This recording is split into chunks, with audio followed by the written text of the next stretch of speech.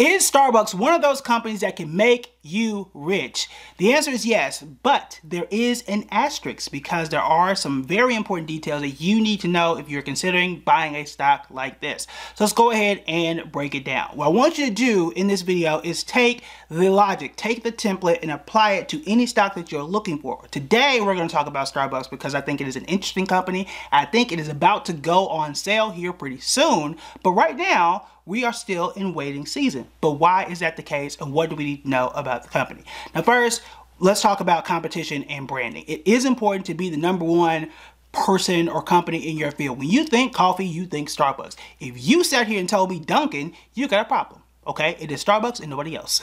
But in all reality, the other competitors are Dunkin'. McDonald's is also a competitor with their McCafe products, and then really any fast food chain that has coffee. And I would argue anybody who sells any beverage is still a competitor because I could walk into a gas station and get a bottle of water. That water could have been coffee, so it is still a competitor for them. But right now, Starbucks is the dominant player and they are expanding not just in the US, but particularly in China. And I think that is the secret key to where this company can go and why so many people think that this is still a growth stock, even though we talked about before, they can only grow but so much. Now, if you look at the stock right now, it's down 3 to 4% in the last 6 months, but up close to 18% over the last year. That doesn't say make me rich stock, does it? Right? It's not Nvidia, it's not Apple, it's not Microsoft. It's okay, right? It also pays a 2% dividend, which is okay. Not the best, but not the worst. So why am I so interested in it? And what are the things I'm paying attention to? First, let's talk about free cash flow, and then we'll move into what I think is probably the most important stat out there. So first, think of it like a business. Because that's what it is. It's a company, it's a business, and we have the opportunity to invest in it. So when they buy a new building, they buy cups, they buy coffee beans, ground it all down and sell it to somebody for an overpriced cup of coffee. And at the end of the day, do they have more cash in their hand or less? That is what is called free cash flow. So from 2017 to 2022, here's the change in free cash flow. Okay, the change in free cash flow. Negative 16%, 2017.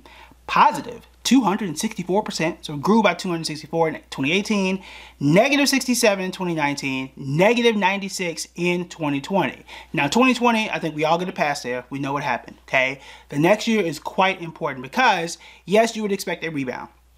I think we'd all expect a rebound from 2020, but in 2021, their rebound was 3,864%. 3,864% increase in free cash flow, which is great. And then you hit 2022 where they fell off just a bit and dropped 43%. Now, I'm not overly concerned about that because when you gain 3,000% and you drop 43, you couldn't have stayed up there forever, right? That was not something that was sustainable. And I think that is where the opportunity to invest is. Starbucks was $125 per share. At the time we're doing this video, it's right around $99 or so. It's in the 90s. I'll say that because obviously the stock changes by the time I record it and post it, so on and so forth. So this could be the opportunity to pick it up. But what is the perfect price to get it?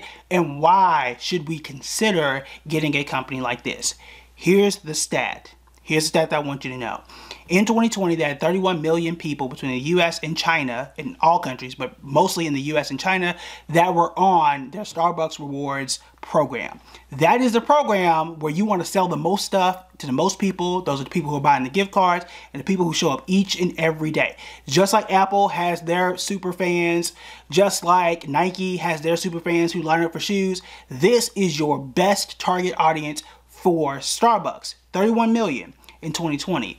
That number has more than doubled to 75 million people. 75 million people, more than doubled in less than 3 years, because we're not done yet with 2023, and I still think they obviously have room to grow. The company is still growing, the stock has fallen. That is a mismatch here, and that is where you find an opportunity to invest in something that could be undervalued, because when you look at the numbers across the board and the growth of the company, you're like, hey, this stock is growing, or the company rather is growing, y'all are doing well, but the stock is not responding. This is where you, the smart investor, can jump in, buy and hold for the long term. But here's the thing, what is the price? That is the most important thing. What is the price we should consider looking at this company? Now, based on my research, I took the last 10 years of data, poured it into our spreadsheet that we have inside the members only, and I like it under $90. Okay, under $90. So if I have an alert set on my phone, if it drops below 90, that's when I would consider jumping in. So anywhere between, let's say, $89 to 80. Okay, so 80 to 89, that's when I would like to buy and hold a company like Starbucks for the long term. I think that makes the most sense because remember, price does matter, right? If you bought Starbucks at $100, Starbucks was still a great company, but you lost money right now. Okay, that's just how the math works. If you bought Starbucks at $115 in the year that Starbucks was up 50%, it's still the same Starbucks, but you lost money too.